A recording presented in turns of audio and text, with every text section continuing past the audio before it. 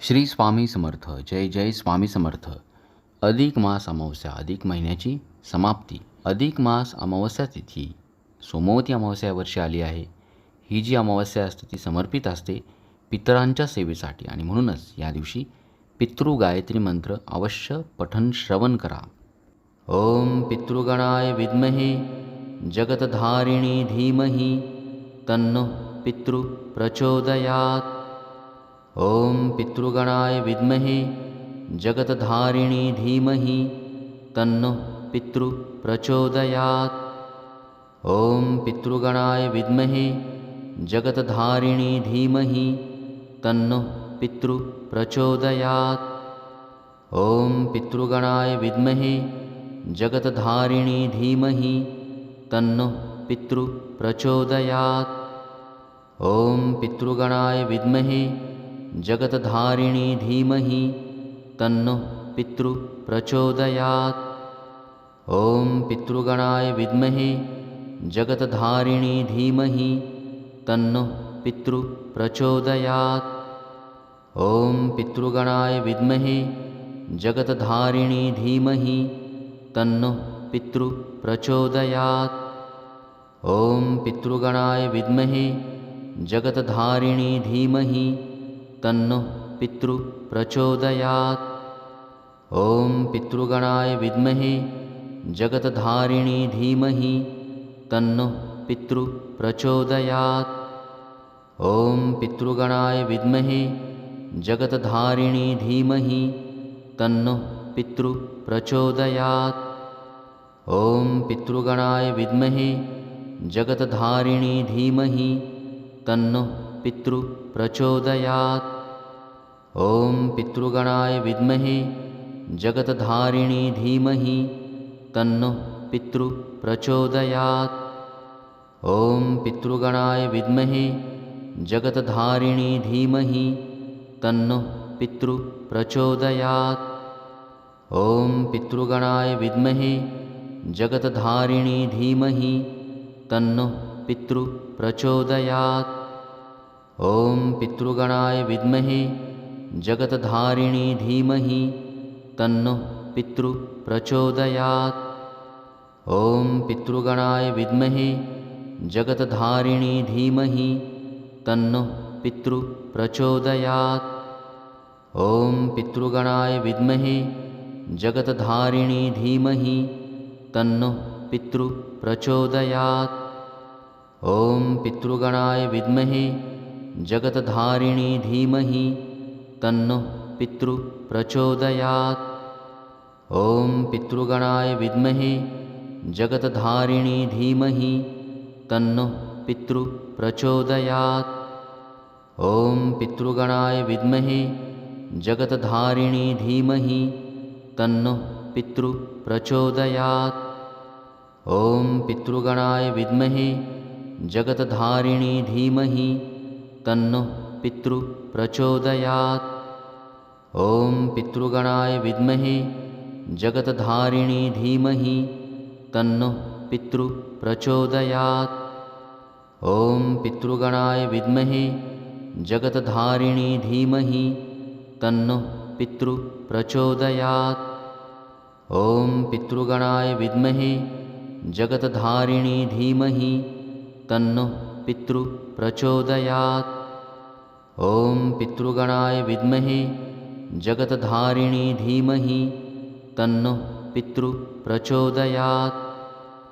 ओम पितृगणाय विद्महे जगतधारिणी धीमहि तन्नो पितृ प्रचोदयात्. ओम पितृगणाय विद्महे जगतधारिणी धीमहि तन्नो पितृ प्रचोदयात्. ओम पितृगणाय विद्महे जगतधारिणी धीमहि तन्नो पितृ प्रचोदयात्. ओम पितृगणाय विद्महे जगतधारिणी धीमहि तन्नो पितृ प्रचोदयात्.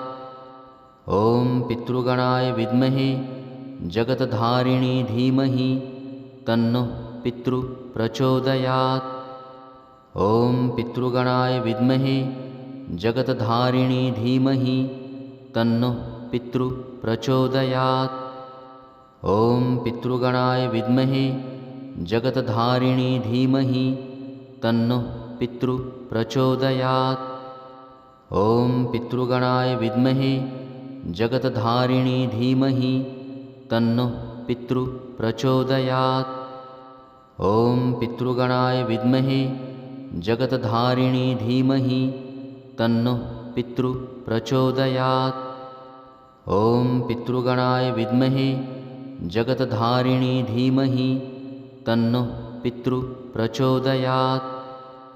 ॐ पितृगणाय विद्महे जगत्धारिणी धीमहि तन्नो पितृप्रचोदयात्। ॐ पितृगणाय विद्महे जगत्धारिणी धीमहि तन्नो पितृप्रचोदयात्। ॐ पितृगणाय विद्महे जगत्धारिणी धीमहि तन्नो पितृप्रचोदयात्। ॐ पितृगणाय विद्महे जगत्धारिणी धीमहि तन्नो पितृप्रचोदयात्। ॐ पितृगणाय विद्महे जगत्धारिणी धीमहि तन्नो पितृप्रचोदयात्। ॐ पितृगणाय विद्महे जगत्धारिणी धीमहि तन्नो पितृप्रचोदयात्। ॐ पितृगणाय विद्महे जगत्धारिणी धीमहि तन्नो पितृप्रचोदयात्। ॐ पितृगणाय विद्महे जगत्धारिणी धीमहि तन्नो पितृप्रचोदयात्। ॐ पितृगणाय विद्महे जगत्धारिणी धीमहि तन्नो पितृप्रचोदयात्। ॐ पितृगणाय विद्महे जगत्धारिणी धीमहि तन्नो पितृप्रचोदयात्। ॐ पितृगणाय विद्महे जगत्धारिणी धीमहि तन्नो पितृप्रचोदयात्। ॐ पितृगणाय विद्महे जगत्धारिणी धीमहि तन्नो पितृप्रचोदयात्। ॐ पितृगणाय विद्महे जगत्धारिणी धीमहि तन्नो पितृप्रचोदयात्। ॐ पितृगणाय विद्महे जगत्धारिणी धीमहि तन्नो पितृप्रचोदयात्। ॐ पितृगणाय विद्महे जगत्धारिणी धीमहि तन्नो पितृप्रचोदयात्। ॐ पितृगणाय विद्महे जगत्धारिणी धीमहि तन्नो पितृप्रचोदयात्। ॐ पितृगणाय विद्महे जगत्धारिणी धीमहि तन्नो पितृप्रचोदयात्। ॐ पितृगणाय विद्महे जगत्धारिणी धीमहि तन्नो पितृप्रचोदयात्। ॐ पितृगणाय विद्महे जगत्धारिणी धीमहि तन्नो पितृप्रचोदयात्। ॐ पितृगणाय विद्महे जगत्धारिणी धीमहि तन्नो पितृप्रचोदयात्। ॐ पितृगणाय विद्महे जगत्धारिणी धीमहि तन्नो पितृप्रचोदयात्। ॐ पितृगणाय विद्महे जगत्धारिणी धीमहि तन्नो पितृप्रचोदयात्। ॐ पितृगणाय विद्महे जगत्धारिणी धीमहि तन्नो पितृप्रचोदयात्। ॐ पितृगणाय विद्महे जगत्धारिणी धीमहि तन्नो पितृप्रचोदयात्। ॐ पितृगणाय विद्महे जगत्धारिणी धीमहि तन्नो पितृप्रचोदयात्। ॐ पितृगणाय विद्महे जगत्धारिणी धीमहि तन्नो पितृप्रचोदयात्। ॐ पितृगणाय विद्महे जगत्धारिणी धीमहि तन्नो पितृप्रचोदयात्।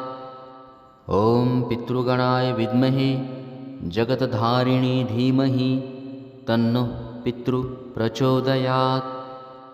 ॐ पितृगणाय विद्महे जगत्धारिणी धीमहि तन्नो पितृप्रचोदयात्। ॐ पितृगणाय विद्महे जगत्धारिणी धीमहि तन्नो पितृप्रचोदयात्। ॐ पितृगणाय विद्महे जगत्धारिणी धीमहि तन्नो पितृप्रचोदयात्। ॐ पितृगणाय विद्महे जगत्धारिणी धीमहि तन्नो पितृप्रचोदयात्। ॐ पितृगणाय विद्महे जगत्धारिणी धीमहि तन्नो पितृप्रचोदयात्।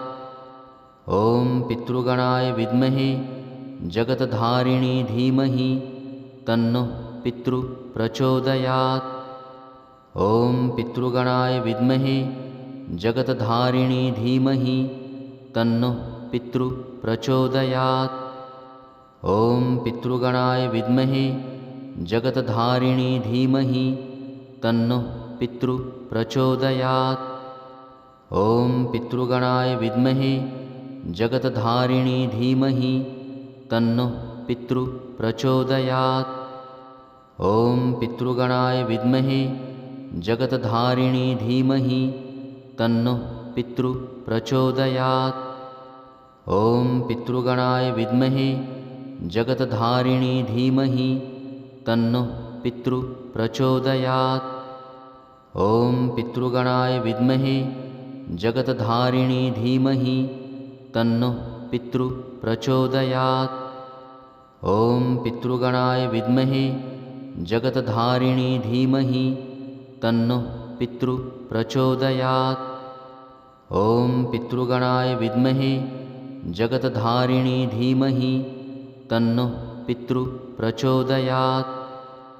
ॐ पितृगणाय विद्महे जगत्धारिणी धीमहि तन्नो पितृप्रचोदयात्।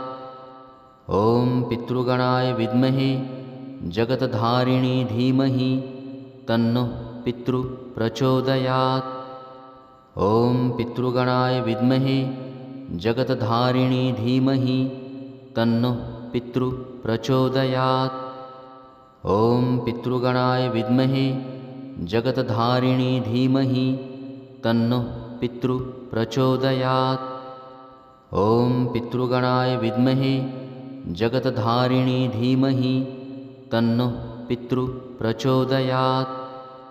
ॐ पितृगणाय विद्महे जगत्धारिणी धीमहि तन्नो पितृप्रचोदयात्। ॐ पितृगणाय विद्महे जगत्धारिणी धीमहि तन्नो पितृप्रचोदयात्। ॐ पितृगणाय विद्महे जगत्धारिणी धीमहि तन्नो पितृप्रचोदयात्। ॐ पितृगणाय विद्महे जगत्धारिणी धीमहि तन्नो पितृप्रचोदयात्। ॐ पितृगणाय विद्महे जगत्धारिणी धीमहि तन्नो पितृप्रचोदयात्। ॐ पितृगणाय विद्महे जगत्धारिणी धीमहि तन्नो पितृप्रचोदयात्। ॐ पितृगणाय विद्महे जगत्धारिणी धीमहि तन्नो पितृप्रचोदयात्। ॐ पितृगणाय विद्महे जगत्धारिणी धीमहि तन्नो पितृप्रचोदयात्। ॐ पितृगणाय विद्महे जगत्धारिणी धीमहि तन्नो पितृप्रचोदयात्। ॐ पितृगणाय विद्महे जगत्धारिणी धीमहि तन्नो पितृप्रचोदयात्। ॐ पितृगणाय विद्महे जगत्धारिणी धीमहि तन्नो पितृप्रचोदयात्। ॐ पितृगणाय विद्महे जगत्धारिणी धीमहि तन्नो पितृप्रचोदयात्। ॐ पितृगणाय विद्महे जगत्धारिणी धीमहि तन्नो पितृप्रचोदयात्। ॐ पितृगणाय विद्महे जगत्धारिणी धीमहि तन्नो पितृप्रचोदयात्। ॐ पितृगणाय विद्महे जगत्धारिणी धीमहि तन्नो पितृ प्रचोदयात्।